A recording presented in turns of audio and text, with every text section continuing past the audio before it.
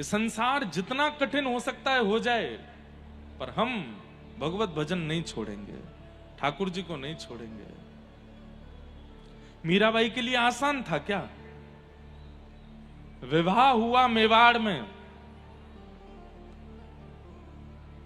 राव दूधा जी के घर में जन्मी मीराबाई ऐसे परिवार में गई जहां पर भजन का भाव भी नहीं था। सब विपरीत हैं, केवल पति अनुकूल थे, ससुर जी अनुकूल थे, बस ससुराल में और कोई अनुकूल नहीं था। लेकिन ठाकुर जी की पथ पर चलने वाला इतनी आसानी से चल नहीं पाता ना। अनुकूल पति, उसको भी ठाकुर जी ने मीराबाई से दूर कर दिया, उनके प्राण चले गए थे। सब लोग इधर देखो, ध्यान से सुनो। और अनुकूल ससुर कुछ महीनों बाद वो भी चले गए। मतलब मीराबाई के कहने, अपना कहने वाले दो ही लोग थे ससुराल में, पति और ससुर दोनों चले गए। और उन विपरीत दांतों के बीच में एक जीव के भांति मीराबाई रहती थी। कभी विष दे करके मारने का प्रयास करते थे, कभी सिंह को छोड़ करके मारने का प्रयास करते थे, कभी ठाकुर जी की झांपी जी में सर्प छोड़ देते थे। कितने प्रयास किए मीराबाई को मारने के लिए, लेकिन बाईसा ने अपना भजन नहीं छोड़ा। हां, कब छोड़ा अपना ससुराल? जब मीराबाई को मारने के लिए एक वैद्य से विष बनवाया, और उस विष को जब मीराबाई को पहुंचवाया तो मीराबाई से किसी ने कहा तुम्हारे हरि का चरणामृत है। तो चरणामृत समझ के जब पी गई, नहीं मरी, कुछ नहीं हुआ, और नाचने लगी और निखर गई और तेज बढ़ गया मीराबाई का। तब उनके देवर ने वो बचा हुआ विष का जो एक दो बूंद थी वो उस वैद्य को पिला दी। बोले इस विष में बिल्कुल भी ताकत नहीं है, मरी नहीं वो। बोले महाराज इसको कोई सूंघ ले तो मर जाएगा। बोले अच्छा, दो बूंद बची है, तू चाट के दिखा। उस वैद्य ने जैसे ही वो चाटा तो वो मर गया। तब उस वैद्य के परिवार वाले मीराबाई के सामने जाकर के रुदन करने लगे उसके शव को लेकर के, कि हमारे पति ने क्या बिगाड़ा था, उसके प्राण क्यों हरण कर लिए। तब मीराबाई को संकोच हुआ कि मेरे तक कष्ट आ रहा था, मैं सह रही थी, पर मेरे कारण किसी और के प्राण जा रहे हैं, अब नहीं सह पाऊंगी। तब रात भर मीराबाई ने कीर्तन किया और प्रभु की कृपा से वो वैद्य जीवित हो गया।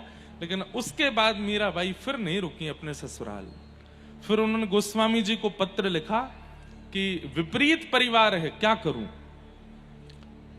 तब गोस्वामी जी ने रिटर्न पत्र लिख करके भेजा, जाके हियन राम वैदेही तजिए ताही कोटि वै रिसम यद्यपि परम स्नेही। जिसके हृदय में राम और वैदेही श्री जानकी जी, श्री ठाकुर जी और श्री बरसाने वृषभानु दुलारी श्री किशोरी जी जिसके हृदय में नहीं है, उसको विष के समान त्याग दो। वो चाहे कितना भी अपना क्यों ना हो, उसको तुरंत छोड़ दो, वो अपना कहलाने लायक नहीं है।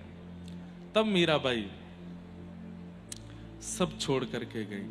तो मेरा कहने का अभिप्राय, आपके जीवन में बहुत कष्ट आए ऐसा नहीं, बल्कि ईश्वर महादेव कृपा करें कि आप सबका जीवन बहुत सुखमय हो, कभी कोई कष्ट ना आवे, कभी कोई विपरीतता ना आवे। लेकिन ये संसार विपरीतता देता ही देता है।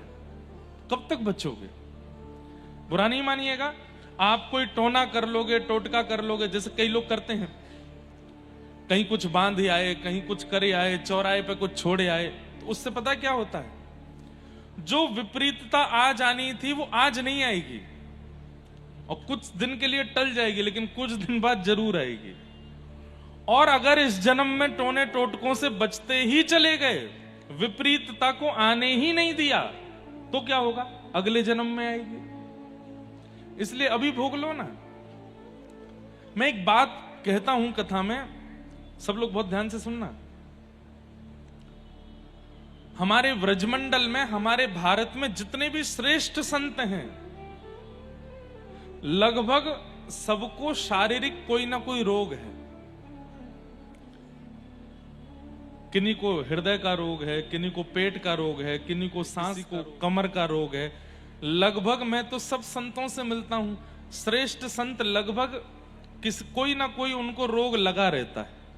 तब मैं मन में सोचता हूं कि इनका भोजन शुद्ध, इनका रहना खाना शुद्ध, इनका वातावरण शुद्ध, इनके नियम शुद्ध, सब कुछ इतना शुद्ध होने के बाद भी शारीरिक पीड़ा क्यों है? और वहीं मुर्गा की नार मरोड़ के खाने वाले, उल्टा सीधा पानी पीने वाले, उल्टे सीधे काम कर, वो बिल्कुल स्वस्थ बैठे हैं। क्यों? हमारे कर्म बंधन जो है ना, वो एक जन्म का, पूर्व जन्म का, पूर्व से पूर्व जन्म का, हमने कुछ गलत किया है वो हम भोग रहे हैं।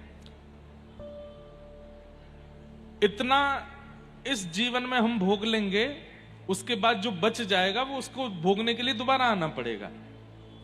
लेकिन जैसे ही हम नाम जप करना शुरू कर देते हैं, ठाकुर जी की शरणागति प्रारंभ कर देते हैं, नित्य भगवत स्मरण करना प्रारंभ कर देते हैं, तो ठाकुर जी मन में विचार करते हैं अब इसको दोबारा जन्म ना लेना पड़े, इसी जन्म में ही सब खत्म हो जाए।